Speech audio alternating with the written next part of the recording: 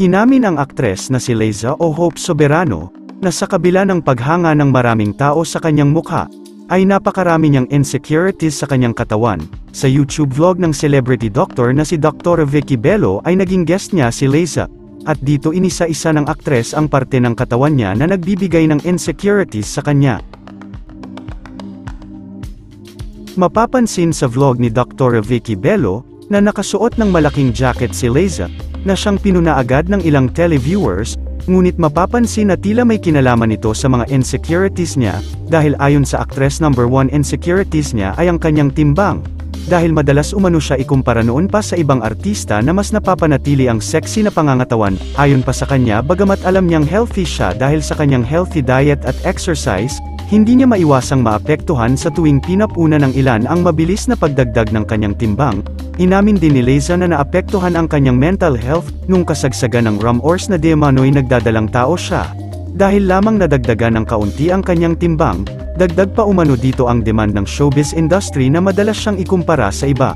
At dahil dito'y madalas na nga raw siyang magsuot ng oversize na mga damit kagaya umano ng suot niyang jacket,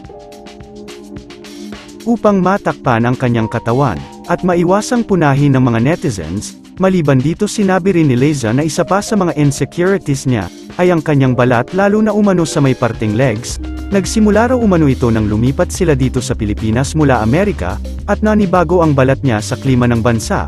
Ayon pa kay Liza nabully din siya noon dahil rito, na tinawag siyang hayop imbis high hope, dahil mukha raw siyang galisin kagaya ng sa aso. Ikinwento rin niya na noong pumasok siya ng show business, isa rin sa pinuna ng mga bashers sa kanya ay ang mga peklat umano niya sa tuhod, at ang pagiging maitim nito na ikinukumpara rin sa iba.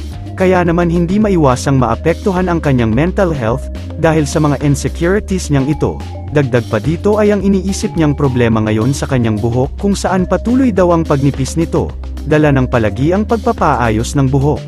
Stress at kakulangan sa tulog, tuwing may trabaho sa showbiz, ngunit sa kabila nito matapang na hinaharap ni Liza ang lahat ng insecurities niyang ito, at hindi naman siya binibigo ng kanyang mga tagahanga, na patuloy na pinupuri ang magagandang qualities na meron siya.